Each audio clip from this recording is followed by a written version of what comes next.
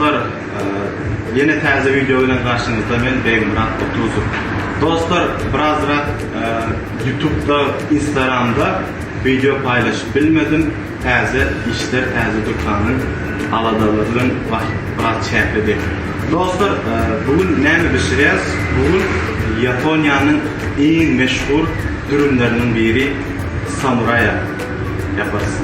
Gerekli zatlar: anakomyn yarım, 250 gram towuk, mısır, Mekke, bir de havuç, kasir değil ya Türkmence, kapusta. Dostlar, yağ gerek, özel bagarat gerek, periprava gerek, tuz gerek, tereyağı gerek, bal. Bize lavaş, salata en sona gel. Hadi başlayalım onda dürümümüze. Dostlar, yarın su koydum. Anakomyn şunu eriyeceğiz hazır. Taya geçelim.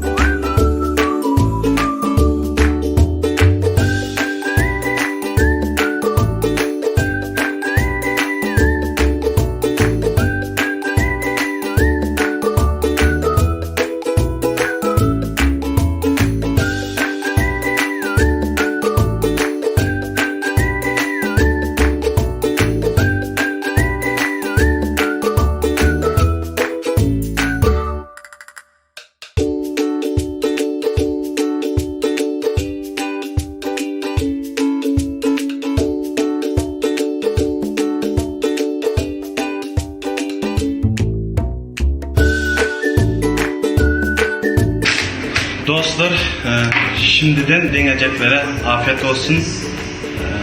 Komentarya, like basmanı unutma. İndiki näme nahar pişireceklerimizi aşağı yazın. Dostlarınızdan paylaşın. Beni koldan. Всем пока. Dostlar, dükkanın ismi Resptler. Aşağıda silkasını koyup geçerin. Türkiye'de mesela bize yakın yerler olsa zakaz edip bilirsiniz. Takip edin. Biz bilen kalın. Hemen sağ olun. Bismillah.